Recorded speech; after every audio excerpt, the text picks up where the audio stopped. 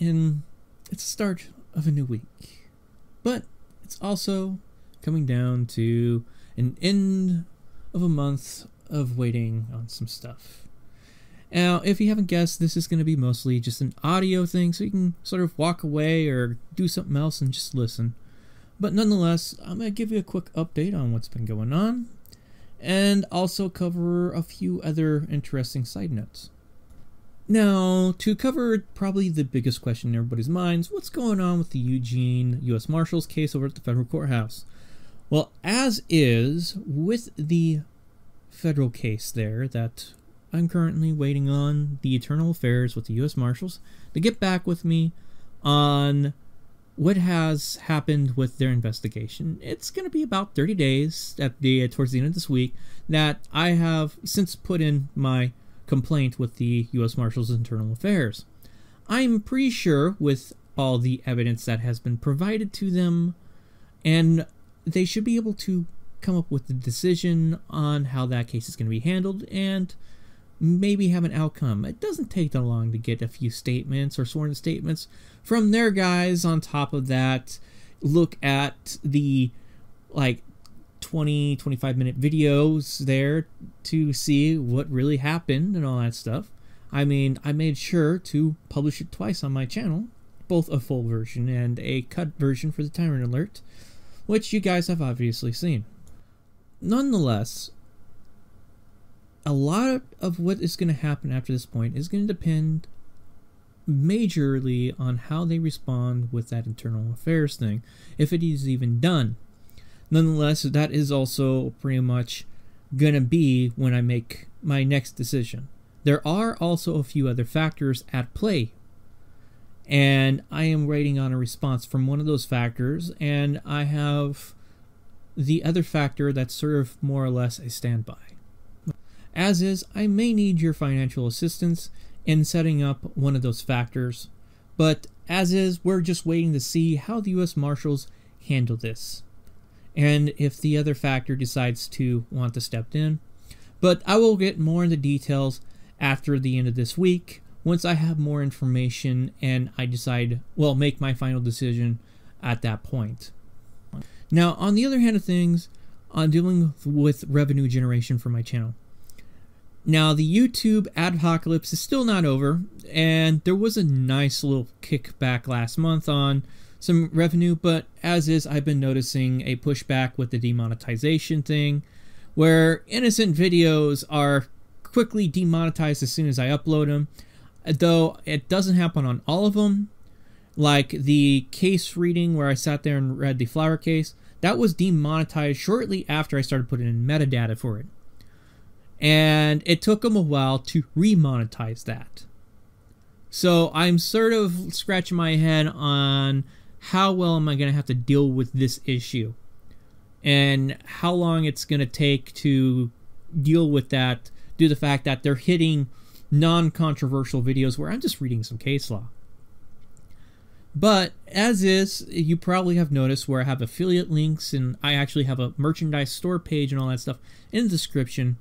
That sure helps generate a few extra bucks here and there to help pay the bills and help pay for legal costs and all that other stuff.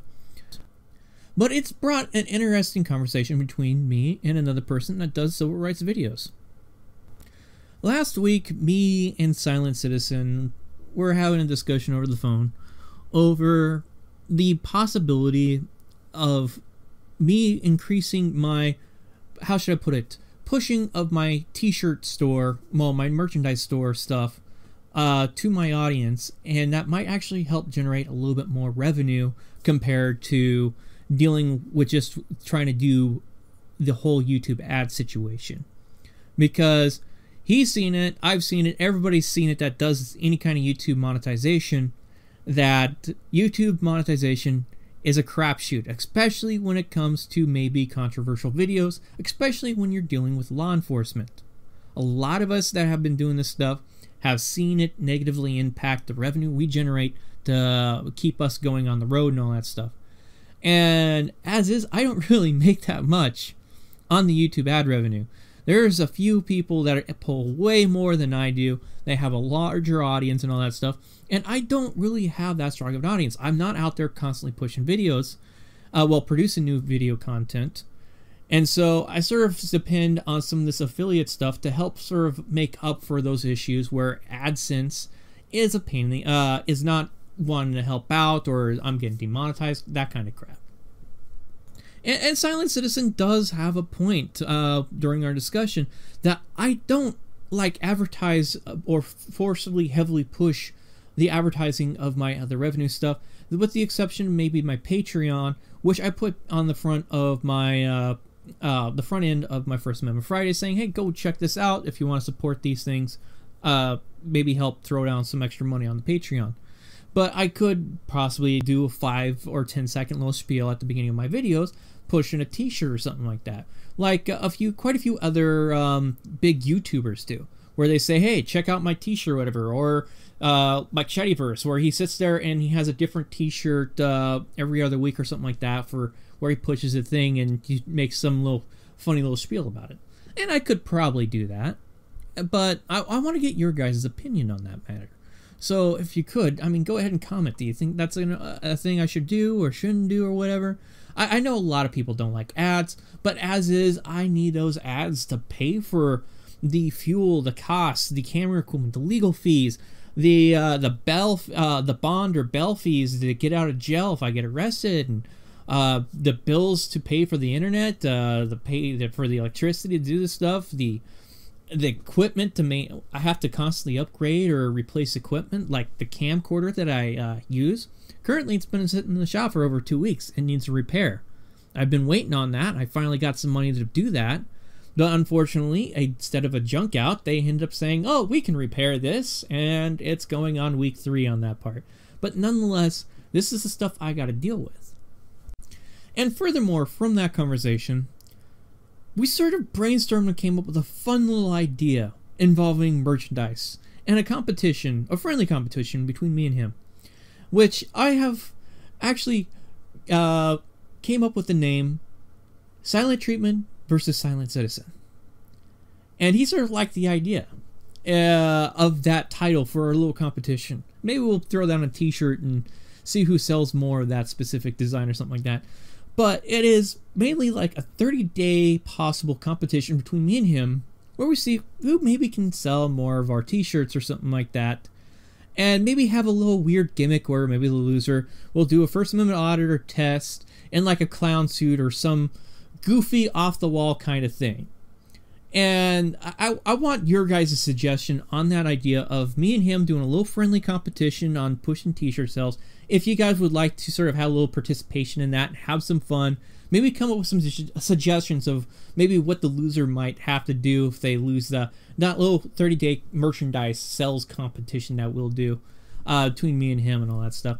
But as is, it's just a concept idea. I want to hear what you guys got to say on that in the comment section. Now on to the more serious part of the video I sort of want to cover. And it deals with a lot of our activists that are out there and them getting hemmed up in legal battles. And I am not the only one that's now looking at dealing on the legal end with a law enforcement agency or a government actor, bad government actors and stuff like that. It's the nature of the game. And the way things have shifted after the election, law enforcement's been pushing back quite a bit. And also on top of that, there's a lot more people that are getting out there and filming police, filming government officials, filming and documenting stuff, doing First Amendment audits, doing First Amendment tests, public records requests. I am glad we're getting a lot more people in it, but it's also seen a huge backlash from the law enforcement side, I guess you could say, where they've been pushing back. And it's possibly because either they're furious or we're getting really effective at what we're doing, where they're not liking it. And I can understand, we're actually exposing quite a bit. And part of the reason why the public sentiment is sort of turning against law enforcement, because we're exposing the bad people within it. And we want to see reforms. We want to see changes done within it. Done on the law enforcement side, so that this way things improve. But as is, we have multiple activists with many different cases that are out there on the legal side of things. We have News Now Houston, who has multiple cases. We have High Desert, Time to Stand out of California. They have their cases. We have Son of Hightower, Robert West out of Portland, that have their cases going on. We have Monk 83, who's now facing possible criminal charges for intimidation over the people that called in and were voicing their opinion against the police and how they acted over there. And he just started. And we have Time to Stand Jersey Style, who's got cases going on. This is just the tip of the iceberg. There's other people that are out there that I can't name off the top of my head that are just starting out and they got cases going on. And unfortunately, I don't have the time to sit down and read off a full list, but this is just the start. These are the ones I can call off the top of my head. And we are seeing these cases stack up. Some of these are already going again. I mean, they're in either a criminal case or they're possibly pushing civil charges already. A good comparison is the Poetic case. He's right now fighting a criminal charge. And as soon as that criminal charge is over, he can push a civil case. And most likely, he has every right to push a civil case with that one, from everything I can hear. I haven't been able to see the video. We're going to have to wait and see until the criminal case is either mostly over or pretty much over before we can see that video. But it sounds like he's got a really good case. And when it comes to something like with Time to Stand, who definitely has a civil case over the crap that the police department has tried to push with him when it comes to wiretap. And you see similar up in Portland here, well, in Oregon, where I'm now currently at, where you have the district attorney for the Portland area trying to push wiretapping charges and some other charges against Robert West and Son of Hightower. Big cases, especially very important cases when it involves filming government officials. Now, I know there's some possible iffy stuff with some of these cases, and I do have my hesitance on some of these things, but nonetheless, these are very important, things that we need to keep an eye on, see how these are decided upon. And these things will not be over right away. I wish some of these things could be over right away, especially with the criminal charges. Oh, prosecute, no prosecute, or whatever, dismiss, be done and over with in maybe a week or something like that, but that's not how the legal system works. It's a slow-moving train. It's consistent with its speed. Many of these cases, the criminal aspect may take 6 months until they decide, oh, we're not going to charge it. I've been in that situation. And then it's a wait to get your stuff back sometimes, too. Been in that situation. I mean, look at what happened with Daniel Solomon. Look how long it took Tom Zebra to get his drone back. That was pretty much a 2 or maybe 3 year case right there. That was a big fiasco for the most part. And he got screwed over by a lawyer too during that entire time. But nonetheless, he managed to come out where he got his stuff back. I'm not sure if he's going to push a civil case or whatnot. But these things just are not that easy. Another good example, the DHS settlement case over in New York that involved the ACLU, where we have the 2000 thing out of that settlement. That was where we got the 2010 DHS memo. That case specifically took, well, the settlement, that was just a settlement. That took just under a year. It took about a full year for that entire thing to reach a settlement. And that, in lawyer's fees, was about $37,000. Keep that in mind. That's how expensive it is to push these things. And so, either that the lawyer is going to have to, when it comes to a civil case, is either going to do this on contingency, or there's going to be a retainer fee on all that. And guess who has to come up with the retainer fee for all that? It's usually the activist. That's why Time to Stand had to raise money, because when it comes down to these things, it's usually you're looking at $2 to $5 grand just to start a federal, well, just to start a civil rights case. If you have to pay retainer on this stuff, that's what you're going to be your opening asking cost. And you may get lucky where you can do a contingency / pro bono kind of thing mixture, where, or contingency where they get the money back for the lawyer's fees and all that stuff, and maybe you might get your referral money back that you paid up front. I'm not sure how all that stuff works. I'll probably learn more about that after this coming week, and I'll have more information about that. But nonetheless, these are the issues on the financial side that we got to deal with, not to mention the burden of having to deal with the stress of all this stuff. And I want to emphasize this to those that are just viewing. It's not that easy doing this stuff, especially when you got to take the legal fight. And you don't want to overburden yourself when, as an activist, doing this kind of stuff. Because, well, all of a sudden you have maybe 3, 4, maybe 5 cases all of a sudden stacked up because you decided not to stop filming. You kept going strong and all that stuff. And now you got all these things. And then it becomes a case of, okay, which one am I going to fight? Do I have, maybe I have 3, 4, maybe criminal cases or something like that I got to deal with. Or maybe I keep getting thrown in jail because I'm potentially violating my bond conditions, like what Son Hightower and Robert West are dealing with over in Portland. It's hard to say. I mean, for me, that's why I sort of step back. If I got a case going on, I slow down and I focus mainly on my criminal case. Or my legal case or whatever I got going on. Because I don't want to overextend myself. I don't want to put myself through that stress. It's not good for my health. And I sure as hell know it's not good for other people's health. And as a message to all those people that I haven't talked directly with, that have been involved in these kinds of situations, like Son of Hightower or Monk 83. Slow down if you start to feel stressed out, you feel overburdened or something like that. Take a step back, maybe play a video game, go out, hang out with friends, watch a movie or something like that.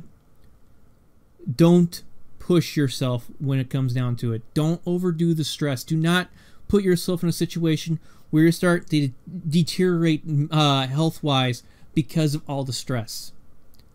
Because it's not good for you. It's not going to help improve the situation or anything like that. Just slow down. I'm not telling you to stop. You can always go ahead and go out shopping or something like that. If you see something, yeah, stop and film it or something like that. You see a police pull over someone. I ended up doing that a few weeks ago. And I still got to put that video out. But nonetheless, as is, slow down, take a breather, and deal with this. And this applies to anybody that ends up in this situation for that's filming and it's just getting started. Just stop and slow down.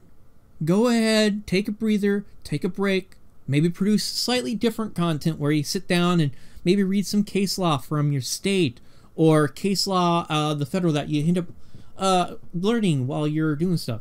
Or talk about maybe someone else's video or something that you saw. You don't have to constantly getting out there and creating possibly a bigger hole than you need to deal with at that time when it comes to the legal fights. I want to emphasize this. Just slow down and take it easy when you start encountering a rough spot, especially in a legal situation. Yes, I understand the drive to get out there and do stuff, but I also understand not to push it too hard, because if you push, let's say you're driving an off-road vehicle and you encounter a really rough spot. You don't sit there and go full tilt running through the thing, because you're going to break your vehicle. What you do is you slow it down and you make sure you deal with the rough the rough terrain and all that stuff until you get past it, and then you can start speeding down the road again or whatever, or down the trail. Just don't overdo it, because otherwise you're going to break yourself and possibly, hurt your case or hurt yourself, or put yourself in a situation where, as Son of Hightower was speaking in one of his latest update videos, about maybe checking himself into a mental hospital because it's just too much stress. It's hurting him. And I have to agree. Slow down. Don't push it. Don't overstress. I don't know how many ways I can sort of emphasize this, but that's how it is. But anyway, I hope this gives everybody that is listening in to this little short podcast vlog thing an understanding what's going on behind the scenes and how things are going and what is happening within the wider aspect of the communications behind the scenes. I can't really give too much details on all that stuff, but we do talk. We sort of communicate in various ways: email, phone calls, texts, Discord, and stuff like that. we have ways of communicating with each other, and we try to talk, we try to support each other. Some ways it's direct, some ways it's indirect, like me putting out a video and all that stuff. But these are the situations, these are the problems we deal with. We have our own little comedic ways of also banter, well, friendly banters, like what me and Silent Citizen were thinking of doing a little friendly competition, just to, to get by. It's not easy being the frontline person, and I'm glad that there's more activists getting out there and filming. I try to catch all the new channels. I try to promote when I see a really good video. In fact, actually what surprised me is not long after I left Alaska, a new channel showed up in Alaska called News Now Alaska. That actually blew me away. I was like, oh wow, someone else decided to take up the banner right when I left. And so maybe I'll have a chance to go back up there when I go visit family and all that stuff, to maybe do some filming with him. That is a potential possibility and all that stuff. But that's sort of cool that someone else decided to pick up Alaska up there. Of course, he's going to probably find out really quick that a lot of the people are pretty well trained up there when it comes to filming. So I want to point that out there. But as is, I try to keep up with all the new channels. Unfortunately, I can't watch everybody's new videos. It's just, there's not enough time in the day for me to deal with that and all the other shit I got to deal with. But I do realize you guys are out there. I comment when I see, I comment on the ones I can catch or whatever, or either promote on top of that. And you guys know that. I try my best for those that do know me and all that stuff to do what I can here and there for you guys that are just getting involved. But as is, good luck for all the new guys, all the supporters. Keep your heads out there. I am glad that you're out there supporting the new people that are getting out there, the existing ones, and the ones that are really making the big pushes right now. So thank you guys for doing all that.